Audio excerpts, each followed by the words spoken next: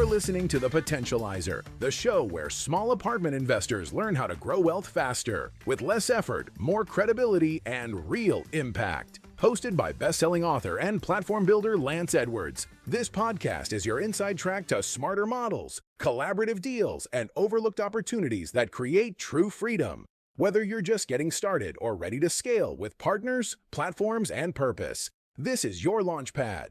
Well, hi everyone, this is Lance Edwards. Welcome to the Potentializer podcast. This is the show where we spotlight real stories, bold strategies, and smarter ways to build wealth faster without the grind. And if you're ready to break free from the old rules and unlock the true potential through partnerships, platforms, and powerful investments, you're in the right place, and you're in the right place today because we got a powerful niche for you with the real Jack and Jill are actually here. And this is your launch pad. Stephen Jack Patala and Jill DeWitt, but they go professionally as Jack and Jill, and these are the land, I guess I'm gonna call you the land couple. They have done over 16,000 transactions in land, and I think it's kind of like the number of burgers sold. They have a sign just flipping around outside on number of transactions. And they're the owners and operators of the Land Academy, and we're going to be speaking to them about land. So, Jack and Jill, welcome so much to the Potentializer podcast. Thank you. Very happy to be here. And why have we not done that? I wouldn't mind a little ticker up on the office wall showing, one more burger sold. Yeah, I think, but that'd be your shtick. That'd be your shtick. Well, and so I mean that's a phenomenal achievement. 16,000. If you do it by the hour, one every few hours or something. You laugh about that, Lance, and I'm sure Jack's going to tell a little more in a minute, but that was a lot of it in the beginning. There were, back in the day, we had hourly auctions running, selling land, and that you could rack up numbers fast that way. That's how we hit those numbers. Mm-hmm. Well, that's phenomenal. Well, I want to build up to that. So let me back up a little bit. Let's start with how did Jack and Jill, how did the two of you get involved with land as a niche, as a real estate niche? So I started very briefly. I started as a commercial real estate broker in Detroit out of college around the very early 90s. And it was a pretty serious real estate depression, or recession, I should say. And so I decided to form a niche for long-term care facilities because people are getting older, as they are now, and the whole thing. And it worked out really well. I bought and sold a bunch of properties wearing different hats, but realized at the end of it that it was one of the most complicated real estate transactions you could dream up. Federal approval, state approval, all kinds of things were involved, and it took a year. And when deals take a year, as you know, and your constituency or following knows, deals get killed. Time kills deals. So I swung the pendulum all the way back and decided to buy a piece of property in very rural Arizona just to see what would happen. It was an 80-acre piece of property. I think I paid around $8,000 for it. Redressed it up, not physically, but on the internet, and resold it for something like $16,000 or $18,000. This is after 4 or 5 years of buying and selling, very successfully buying and selling, I might add, long-term care facilities. And so I was hooked from that point forward. That's how we really got into it. Jill and I joined forces much later, around 2009 or 8 or something like that. And that's when the business really took off because she filled, I'm the technical person, but she gave the whole, breathed some, personality, and some, her phone skills and closing skills are far surpassed ever what mine were. So that's why we're really here. You had a team though. You had built up a pretty big organization. Yeah. And then in 2009, we all know what was happening at that time. So things were really scaled back. So so when I came in, it was kind of like, everybody's kind of standing here, there was not a lot of excitement going on. And I'm like, you guys, I can sell this stuff, out of my way. And so that's what I did. I just got on the phone and I started selling, and here we are. Yep.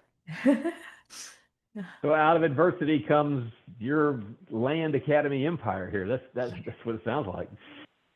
Yep. And what's nice, we were just talking about that with our community the other day. I'm like, I'm sure one of the reasons you're here is because we've survived not one, not two, but gosh, three, big, So have you, well, actually, two. Lance. Yeah, well, I wasn't. Oh, yeah, Lance has it. Like, I thought you're pointing at me. I'm like, don't tell me how old I am. No, just kidding. But Lance also, like, we've been through it, and we're still here, and it's nice when you have someone that says, you're going to weather the storm. We've done it. Here's how you do it. No, that's fair. That's excellent. I mean, it's interesting you say this because I was having the same thought the other day. It does age us a little bit. Now, how many different cycles we've been through, but for somebody who's never been through it, it's a great resource for a couple like you that can, okay, here's what to expect, here's how you get through it. As opposed to there's a lot of scary times out there. Yeah. These Right. things happen. All right, so you got into land. And I gotta.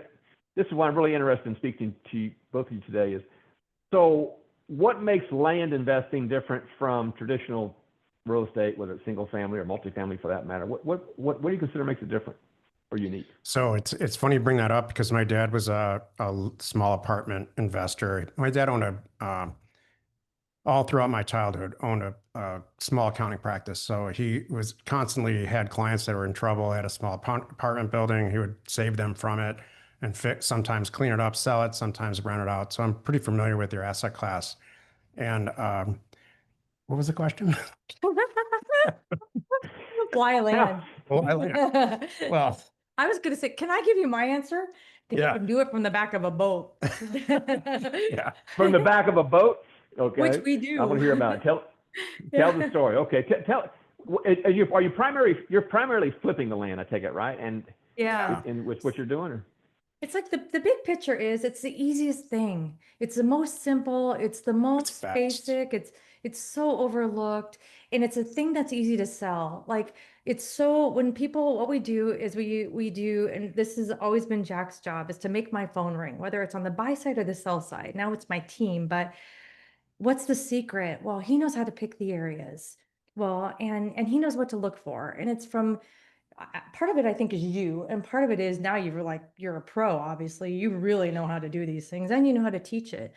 But he also knows how to price offers. We send very deliberate, with a dollar amount, respectful, not postcard gimmicky, price offers to sellers in the areas of the properties that we want to buy, and just wait for them to call us back, kind of thing. Tens of thousands at a time. Yeah. And when the people that are getting these, we do it for houses too. So don't think that we don't do that, but especially for rural vacant land, some of them forgot about it. Some of them are like, oh, what am I going to do with this? My wife's been killing me. Now I'm staring at an offer, and oh, wow, I got to pay the taxes again, or someone's passed on, fill in the blank. When it's not something they're living in and staring at and appreciating every day, it's very easy to go, I can have 50 grand right now, or what else am I going to do with this? The kids don't want it, and we're not going to build our dream cabin there after all, kind of thing. So that's why it's unwanted. It is. It's unwanted, and they need the dough. Yeah. Yeah. And it's so easy to do because there's no inspections, with land. If there's a fire, great. Now the brush is gone, kind of thing. I don't have to do anything to it, and I can be anywhere in the world and do it. The downside is you're not building a balance sheet along the way that you would with apartment buildings. So there's that dual income scenario, balance sheet and income statement scenario with traditional real estate, with land. And the reason I told the short story about my dad was he just always said, never buy land. It's the worst thing ever. Of course, that was a way different time. They didn't have the internet and the exposure for what's for sale. Right. So I took that in the beginning to the end. It was just we were selling 10, 20 properties a day at one point. That's how you get to 16,000, I guess. That kind of volume. That's phenomenal. That's phenomenal. Well, you opened a couple of doors here for me. One of them is the marketing technique that you just mentioned is very interesting, where you send out a direct mail piece, it sounds like, with an actual price offer, a reasonable price offer for your property. And I'm curious, is it sometime weeks or months before you get a response?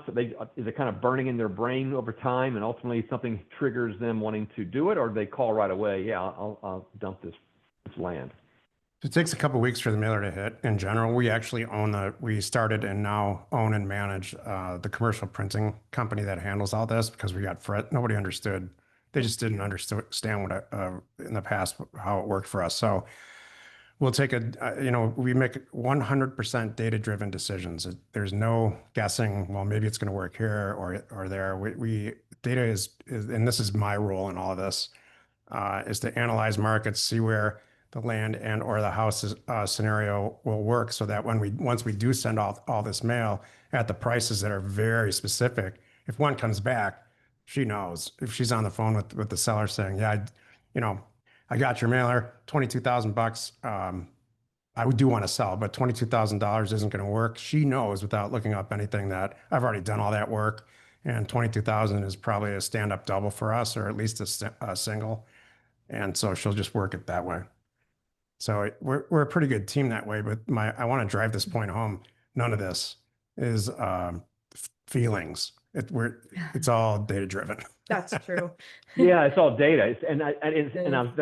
That's great segue. My second point was, you guys have said this a couple of times, is that the internet has enabled all of this. To have data-driven pricing, data-driven market selection, and do it from the back of a boat. Is that right?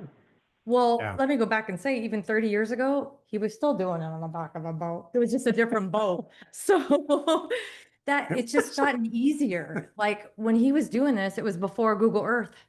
And I remember when I came on, we were getting plat maps still from the county, and I'd sit here and have to try to figure out, looking at what I had, even when Google Earth was coming out, and trying to line up, I think that's the street, and now I can just punch in state, county, APN, and I've got the whole thing at my fingertips. It's a dream now. So, but we were doing it at school. Jack, did you want to add something? Yeah. No, this boat's better. Oh, okay.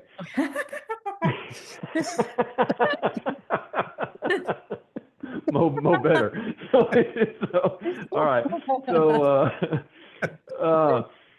So I got to ask this question, because one of the questions I get a lot on apartments, because we're doing apartments across the country, and people always want to know what are the best markets, what constitutes the best market. So are there any qualitative attributes you're looking for to pick your markets for your land deals? Before you answer that question, can I just tell Lance, we've done this exact strategy on small apartment buildings in LA County. So it can work anywhere. Yeah. Worked really well, actually. So go ahead. So the process is this. I call it trolling / phishing. You get on the internet, let's say on realtor.com, maybe Zillow.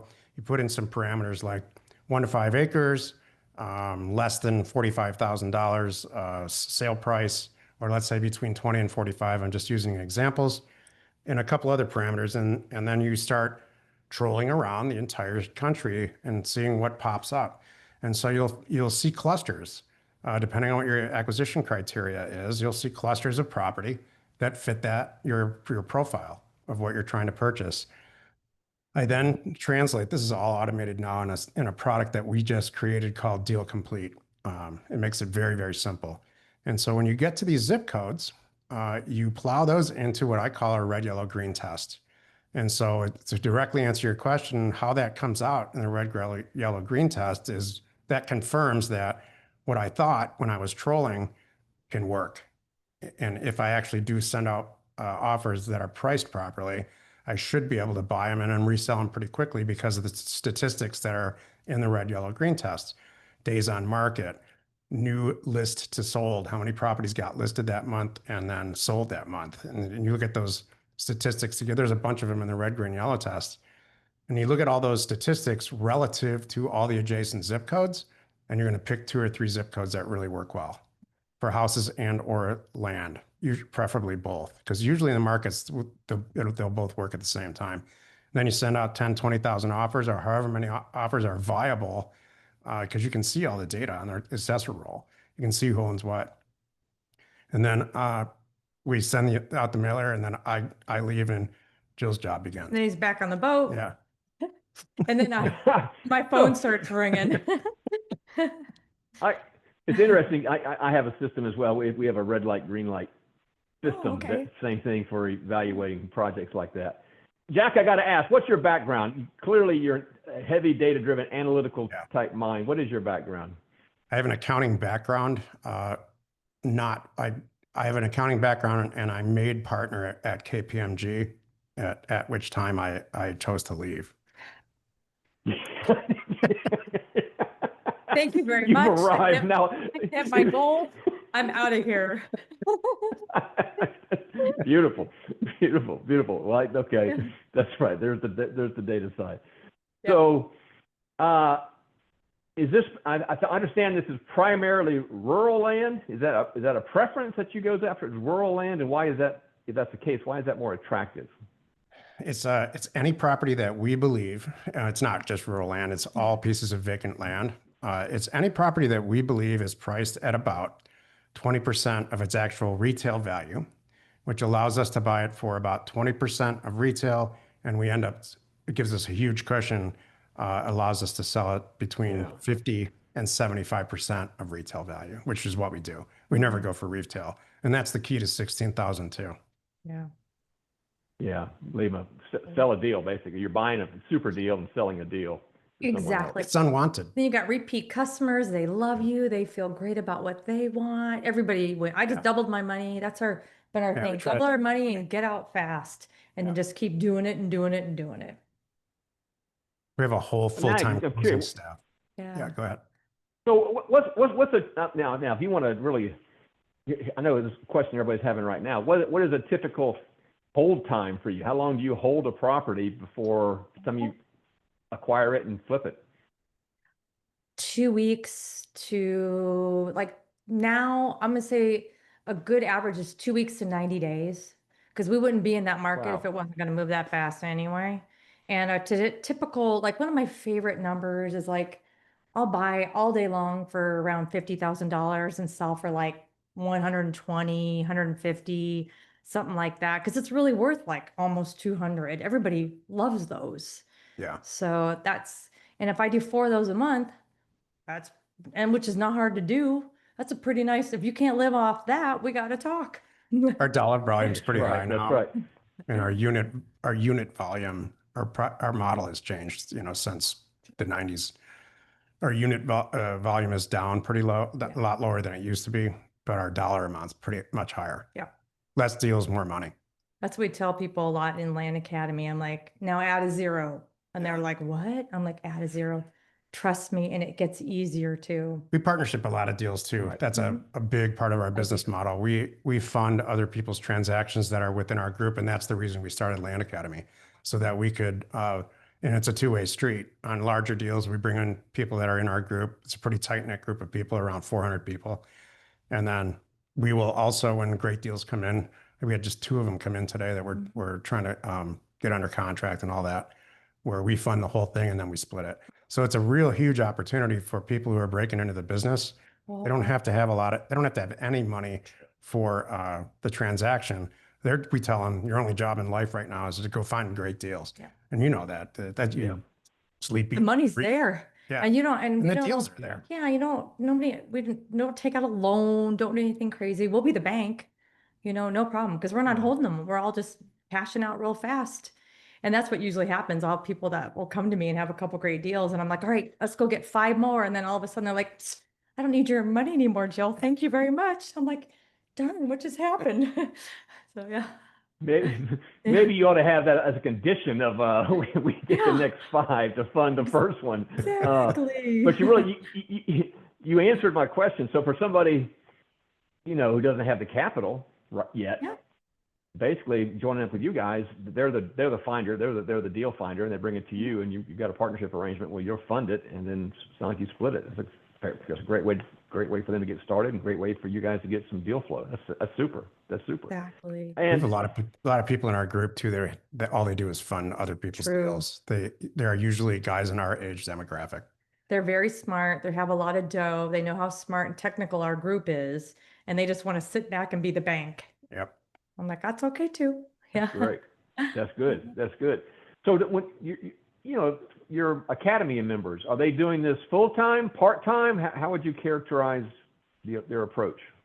The goal is full-time for 90% of them, I would say. I mean, or almost all. Wow. So it starts off, I'm gonna say probably starts off part-time, and then, and it depends on them. I've had people in, 6 months ago, I just made what I would make my annual salary. Oh my gosh, what just happened? And sometimes it takes a little bit of time to get going, and they're methodical about it, and that's fine too. I always say, like, I don't want you to quit your job until you're saying, I should have done that a year ago. I have all this saved up kind of thing. And now my day job is costing me money, which is what happened with me. So when I joined forces with him, I kept my day job, and it was a crack up. And finally, we had a couple deals that were just so big. He, one in particular, he came to me and said, "You do realize you need to quit that job right now, because I can't sell this all by myself," kind of thing. I'm like, I'm in. It was not a hard conversation to have. Because I like it. It's interesting you say that. That was my story as well. That was my story as well. Go ahead, Jill. I'm sorry. You're going to say something. So we complement each other very well. He is so, I can't stand his part of I can do it, don't like it, and I will never be as good as you at what you do with the data and manipulating the pricing and the offers and all that. But you put a phone in my hand, out of my way. I'm gonna get a deal there somehow. Whatever, if it's the buy side or the sell side. Not a phone person, so you're the both ways. Yep. Yeah, you're the perfect partnership. Yep. Jack's the analytical and Jill's the expressive. I mean, it's just perfect partnership. We call it information and inspiration. Yep. No, I consider that stolen. I'm going to use that. So that's good. So I got a question. So now, this all sounds fantastic. It sounds like a great model. Very simple model, very good. And you've just really automated it in some very cool ways, leveraging today's capabilities, technology-wise. What's the biggest mistake new investors might make, and how do they avoid that? Yeah, go ahead, Jill. Overpay for property. That's the biggest mistake I see. And one of the things we do every single week, we have we still do after Land Academy now has been over 10 years, and we still get together once a week on Thursdays. And one of the things we do is, would you do this deal? And we'll look at deals with them. And I'm like, you're paying too much. And they love that. They are able to talk directly with us on screen, and we'll pull up the deals with everybody to see and learn from. But that's one of the number of things is, like, they're new and they're getting going and they're excited and they're like, "Oh, this is my first deal." They said yes. I said, "That's wonderful, but don't buy it." This is not the one. Move on. I promise there is going to be another one. So that's what I've seen. And people coming to Land Academy too, that I've talked to over the years, and said, "I got to sell this dumb property first." I'm like, "Let me guess, you overpaid?" They're like, "Yep." And it's just, you saw something that wasn't there. And you just have to, over time, you learn. So yeah. What's yours? I don't, my comment to that is, it's not anything real estate related. It's just a personality thing that they can't organize themselves enough to have a W-2 job, a couple of kids and whatever, and then spend 4 or 5 hours or whatever's required to get some traction in this business. So that's the, once you do a 1 or 2 or 3 deals and this clicks in your head, you're there's nothing's going to stop you then. That's what happened to me on that first land deal. Yeah. Well, I love your model. If you can buy it at 20% of retail, you can make a lot of mistakes when you're buying at 20% retail and still make money. That's it. Like today, I'm like, this is 60% of retail. It's not going to work. There's not a lot of wiggle room. Unless it's like, I'm buying for 600,000, it's worth $1 million. Okay, I would do that. That's fine, because I'll make a couple 100,000. Yeah. Exactly. I'm okay. When it gets up to those numbers, that's fine. But I still want more. I like, the sub $500,000. I want a lot of wiggle room in case something goes wrong, that I'm still going to be fine. Perfect. I like that. So here's another question for couples that are in business, in real estate together, or any kind of business together. What advice would you give to couples considering starting a business together? Because that can be stressful. What advice would you guys give? Don't do it. I was waiting for that. I knew that was coming. It's not the first time we've been asked that question, probably not even this week. And, For some reason, you and I have survived this, but I don't know how. there's dark moments at time. Not so much anymore, but geez, when we were starting out, you know, the toughest thing for us was, for me, really, not for her, was I was used to running everything. Oh yeah. And she's just much better with the sellers. And on the so there were a couple of instances really early on where she would get off the phone with the seller. I didn't know because we didn't have what the database type scenario we have now.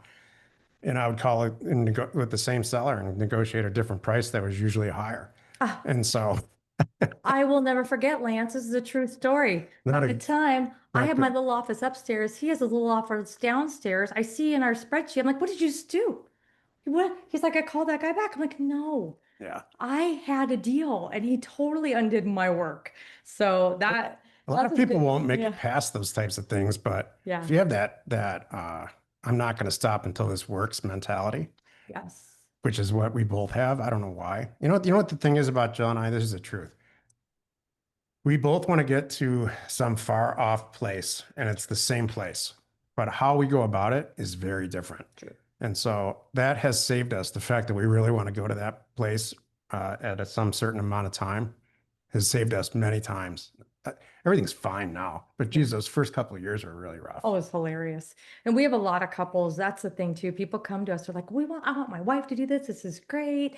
And number one, they've got to be interested. You both have to have to appreciate this and love this. And then if you got that out of the way, then the next thing is, because we do have some couples that have been with us for 10 years too, I can think of right now, that are making it. You have to stay out of each other's lane. You got to figure out what you're best at, divide up the roles. Like literally, we've done this so many times. In our past, it's comical. Got out the yellow pad and drawn a line in the middle and wrote my things and his things, and then let the other person go. However they screw it up, let them go. And that helps. We have couples that have joined many years ago, 10 plus years ago, and gotten divorced. Yeah. And then 2 years later, they get remarried, and Yep. each of them are in Land Academy with Yep. with a new spouse. We've had that. And then they get divorced again and bring their third spouse into the lion's den and expect it to work. At which time both of us say, Yeah. maybe you should just not work with your spouse. Yeah. Well, see, they've made your system go viral. See, they've made Yes, your system go it viral. Exactly. Yep. Well, one of the things you got reminded me of, I'm really always talking a lot about the mindset in, real estate and apartments, and, and it's different than the employee mindset. I mean, Jack, you came out of the accounting background. I mean, when I mention the word mindset in your own business or in your real estate business, does anything come to mind for you guys, or does this come up with some of your clients that you've had to kind of help them with their mindset or of organization or staying focused or avoiding the fear? Anything like that come up? Yeah, we developed and have running now a coaching system, monthly coaching system that people can join voluntarily. And that I really thought it was going to be a little more like Jack's side of it. I was there helping getting it going and helping on calls and things. And I thought it was really going to be all about Jack's side of it, because pricing is confusing and some of the technicals, just learning Excel, was confusing for a while for a lot of people and things like that, understanding the data. But no, the most people struggle with their calendar, their kids, their schedule, staying on track, staying motivated. Yay, I made $50,000. Now I'm gonna take a trip. I'm like, stop. You can't stop. You can't turn it on and turn it off. It's not gonna work that way, and you won't get rich that way. You got to put your head down and stay with it. Ignore your bank balance for a little while, and then check it, and then keep going, kind of thing. So it's just that mindset, and just keep moving forward. That's huge. That's the hardest thing.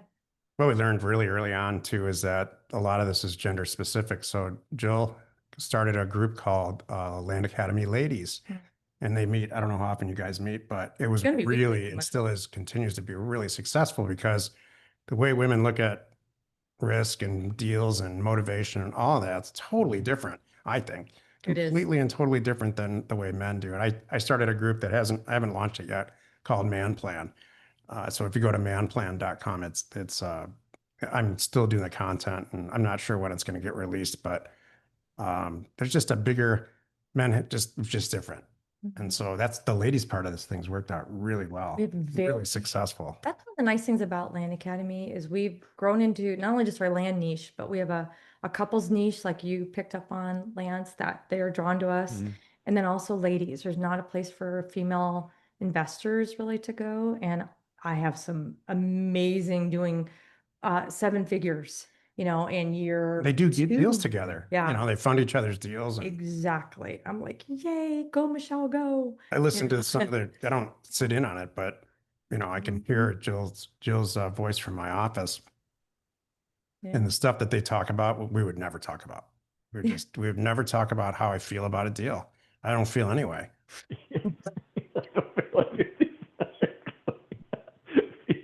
I don't have any feeling.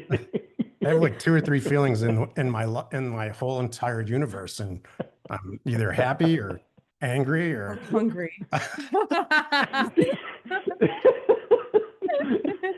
It's like Sesame Street feelings.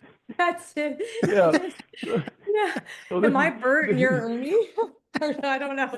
Yeah, this is actually the podcast for man and women relationships. And so well, you've got a great, well, I love this niche, and I love the business model, the simplicity of it, and I love the way what you've done with the Academy as far as basically your matchmaking. You got, you got the deal, we got the dollars, vice versa. You're allowing everybody to get a way to get started. I love the way you've automated it. I mean, you've really leveraged the technology.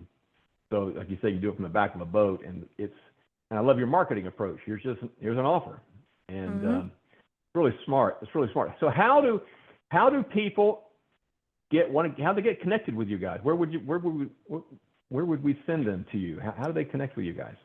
Landacademy.com. And everyone's invited. If you want to be a fly on the wall and get a one-time invite to our weekly member call, that's the best place to really show up and hear the community and see us and really see if this is a good fit for you. Just send a note to support@landacademy.com and they'll get you in our Zoom call every week. We have a podcast called Land Academy Show. We're probably 2,400 episodes deep into that. So over a decade. So that's a great, free, simple way to get exposed to how we do it. Exactly. Okay, so we got 3 things. We got landacademy.com. Write this down. We'll put this on the show notes too for everyone. Landacademy.com. And then if you want to take them up on their, come be a fly on the wall for a night, it's support@landacademy.com. And then whatever business you're in, if you need a good tool, like whatever kind of property you're doing, it could be houses, it could be, commercial, whatever it is, you want to use our tools. There's free access to our thing that we just launched this year. It's called dealcomplete.com. I'd say check that out too. It could just save you some time, save you some money if you're doing any offers, keeping track of your transactions, mainly picking stuff. An end-to-end solution for buying and selling real estate. Yeah, and getting funding. We fund other people's deals too, by the way, Lance. We have a saying between us, which is no good deal is going to go to waste. I don't care who you are or how you found it. You don't have to be in Land Academy. If you got something great, let's talk. Yeah. I'll help you. That's excellent. So that's dealcomplete.com. And what was the podcast again, Jack? What was the podcast Land Academy show name? Well, Land Academy Show. Okay. All right. Landacademy.com, support@landacademy.com, Land Academy Show, and dealcomplete.com. So, fabulous resources, great people. And so here's my final question. What question did I not ask that I should have asked? You covered just about all of it. Will we ever retire? Oh, Because I want to know that's the the question to that Joe one. wants to ask. I Do don't know we- why I do have to we- decide these Wait, things. do we need a bigger boat? No. Okay. No, we do not. There you No, the answer is no to that. I don't want a bigger boat. I know. We can handle it. The one we have right now, we can handle. It's good. We're very semi-retired, Jill. We So are. I don't know. Walking away from all of it would be silly. Couldn't do it. Or having too much fun, I Lance. get it. That's it. These Plus, what would you do? Salted. What would you do? You got to Yeah. be careful. You got to have something to do every day. That's it. Yeah. My phone rings, I got to answer it, and I just had a call the other day from someone from an offer from 20 years ago. I'm like, Yeah. oh my cow. I'm like, this is 21 years ago, you made that offer. great. Would you do this? I'm like, I might. Give me the information. Let me call you back. Yeah. Maybe Jill wants to spend more time with me. Oh, that's it. Working. I'm sure that's it. I'm sure that's it, Jack. Working together for 16 years is not enough. No, yeah, that's it. Well, I think you guys got a great thing going. And thank you for that story about the 21 years later, because I had this, I believe they take a lot of those letters that we send out, they go into a folder and it just sits there. It's somewhere pegged in their brain somewhere. And then something happens and they know where to go find it. And all of a sudden you get a call and you're paying 21-year-old pricing. That's not a bad thing. Isn't it great? So, all right, so everyone. So, got the resources to put on the show notes. Landacademy.com. Go check it out. Go be a fly on the wall. Support at landacademy.com. Go see what their members do and listen to them on their 2,400 podcast episodes. Land Academy show. They must cover everything about life in those 2,400 episodes. That's comprehensive. Or check out their tools at Deal Complete. I want to thank you guys so much. This has been a real pleasure, and I think you guys got a great thing. Thank you so much for being part of our show today. Thank you for having us. All right, everyone. And so, everybody, thanks for tuning in to the Potentializer podcast, where we turn possibility into profit, one conversation at a time. And then for all these links and resources I'm sharing with you in the show notes, go to the potentializerpodcast.com. Until the next episode, go potentialize your business. Take care, everybody. Thanks for tuning in to The Potentializer, where we unlock the true potential in people, properties, and partnerships through small apartment real estate. If today's episode helped you see a smarter path to wealth, authority, or impact, be sure to subscribe, leave a review, and share the show with someone ready to grow. To plug into the platform, join the mastermind, or discover how to potentialize what you already have, visit wealthmastermindnetwork.com.